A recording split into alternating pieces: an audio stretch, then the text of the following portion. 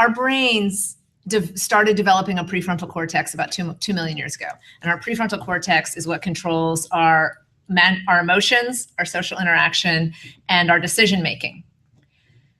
Before the brain started developing a prefrontal cortex, we were already living in tribes and specializing by gender.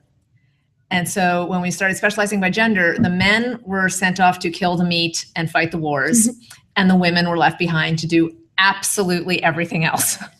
Everything else. Every other thing was done by women. Men had 2 tasks: kill meat and fight wars. Because the female body is more biologically valuable to the tribe. If 10 men and 10 women are in a tribe and 10 women go off and only 2 come back, your tribe goes away. But if 10 men go off and only 2 come back, your tribe's fine. It's going to be able to reproduce itself. So the tribes that survived were the taped. I know, but the tribes that survived were the ones that figured that out. The tribes that figured that out were the tribes that survived, and that was all evolution.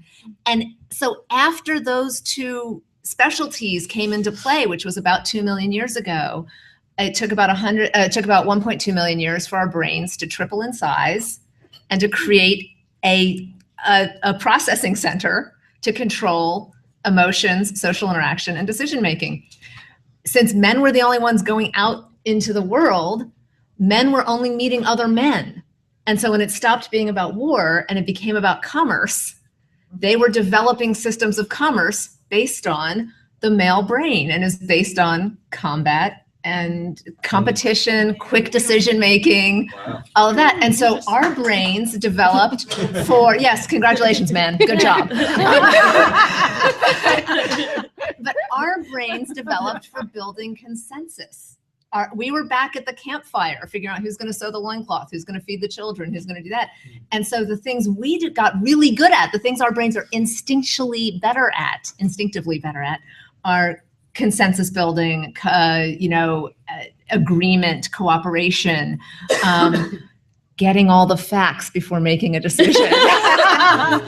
And so that's why that's why so many more women find success as entrepreneurs than in the corporate world, because we get to a point in the corporate world where what it takes to succeed is against not only against what we're instinctively good at, but it's actually against what's good for the corporation.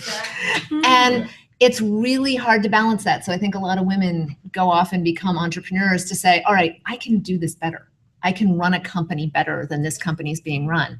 And now statistics in companies that are run by women are proving that's right. That's right.